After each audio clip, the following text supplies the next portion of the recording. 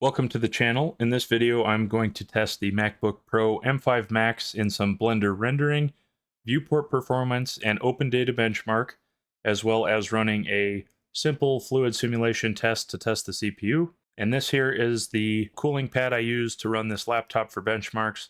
It definitely throttles just a little bit if you don't use extra cooling. So here are the specs for the MacBook that I got. This is the 16-inch MacBook Pro M5 Max with the 40-core GPU and the 18-core CPU. It has 48 gigabytes of unified LP DDR5X RAM at 9600 megathreads per second. And my model is the 2 terabyte model.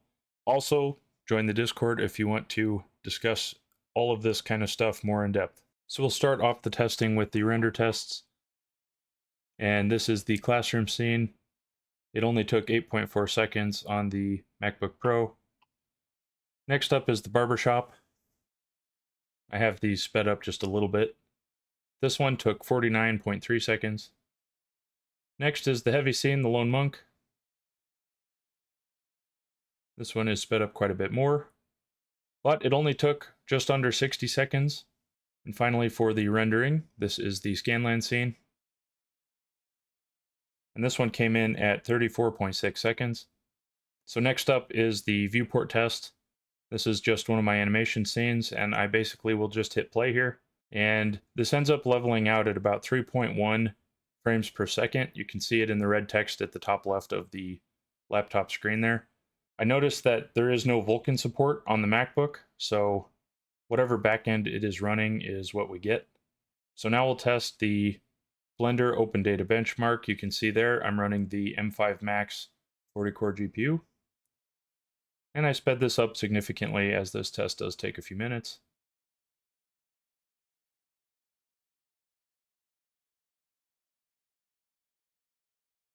And here are the numbers. Don't worry about grabbing them now. We'll talk about them at the end with the results. So I submit those. And this is the CPU test. This is just a simple simulation that I came up with a couple years ago. This file is available to download from Patreon for free. I might also post it in some other places, but basically all you have to do is run the bake and then look at the bottom of the screen. It'll tell you how long it took. This one was 31.78 seconds. That was the light scene. And here's what the simulation looks like. Just a simple little fluid sim. And this here is the heavy scene. It's basically just a higher density simulation. And this one takes a lot longer. This is sped up quite a bit. And this one took 134.52 seconds.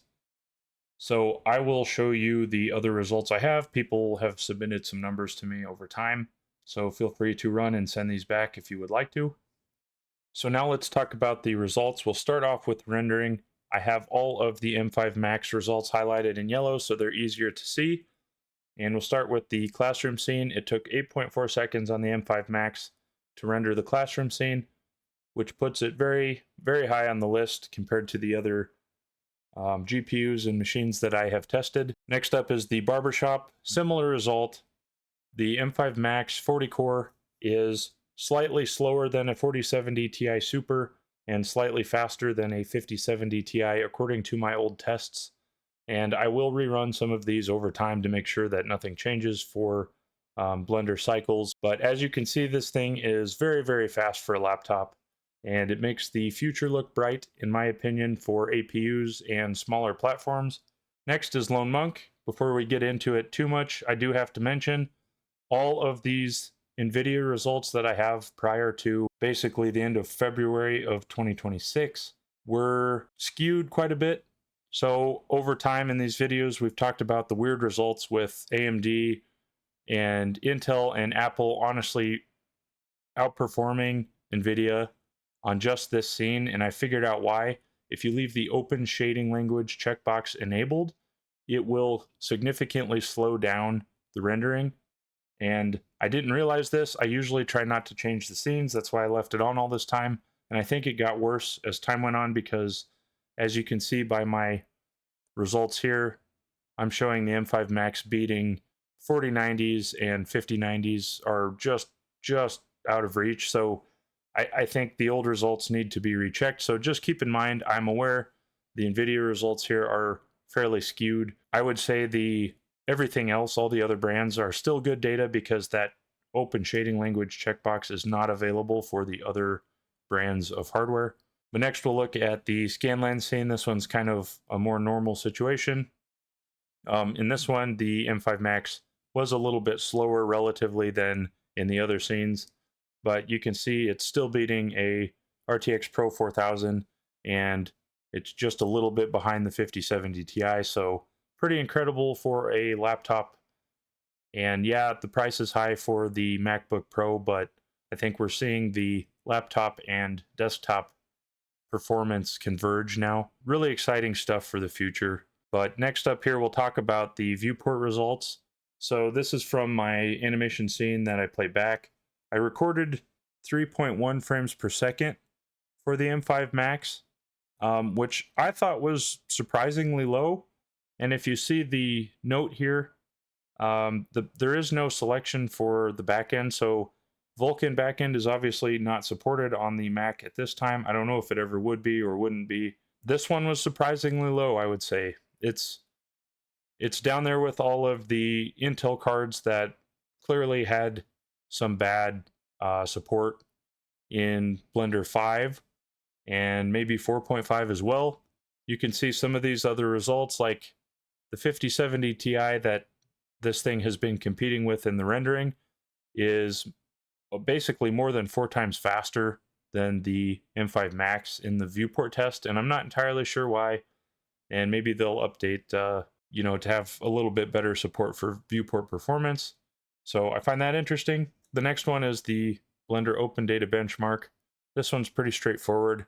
We'll just summarize the score here, but the M5 Max got just over 8,000 points, which again puts it in the range. It's about 600 points behind the 5070 Ti desktop. I mean, this thing just looks incredible, honestly, in this benchmark. I mean, it's even basically twice as fast as the M4 Max Studio that I have, which is not a laptop, it's a small desktop computer. And even the RTX Pro 4000 being about 1,700 points behind the M5 Max is fairly stunning to me. So this thing, at least in rendering itself, is pretty incredible. I did run my CPU tests. We haven't talked about these on the channel a lot.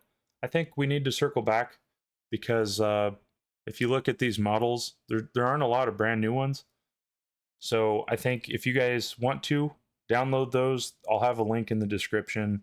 They're on Patreon. I don't have anything for sale there, or I don't have any paid tiers, but it's just been a place to post files like this in the past, and I may copy them to the Discord and some other things. Anyway, so I have a light test scene and a heavy test scene. They're basically the same exact simulation.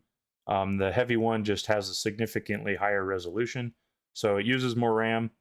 And I think the way I set these up was the light scene back in the day would work on an 8 gigabyte system RAM, and the heavy scene could take up to 16 gigabytes. So a lot of people should be able to run it with no problem. But as you can see, at least in the data that I have remembered to record here, the M5 Max CPU is the best on the list. And this is even comparing it to the Threadripper Pro 24-core 7965WX that I use in my desktop. And again, please, if you want to, submit them. You can just put them in comments. You can reach out on Discord, however you want to do it. I know there's a lot of buzz about Intel's new processors. I'd like to see how those are doing. But that's it for the testing results. My opinion is this thing is great. I think, in another year or two, APUs are going to basically make they're going to make it really hard to decide on buying a desktop with a big, heavy, hot GPU in it. I think we have a bright future for APUs in general, and I think we're still going to see computers getting smaller and faster, using less power. So there's a lot to look forward to. And I'd like to make a note about the video quality as far as the recording of the MacBook itself. I just have webcams, and I couldn't get it to figure out the lighting. So I just wanted to make the text clear, but I understand that the videos are fairly dark, so I apologize for that. But At the end of the day, it's all for the science and not for the spectacle of it anyway. But that's it for this video. If you have any questions or comments, please reach out, and I will see you on the next one.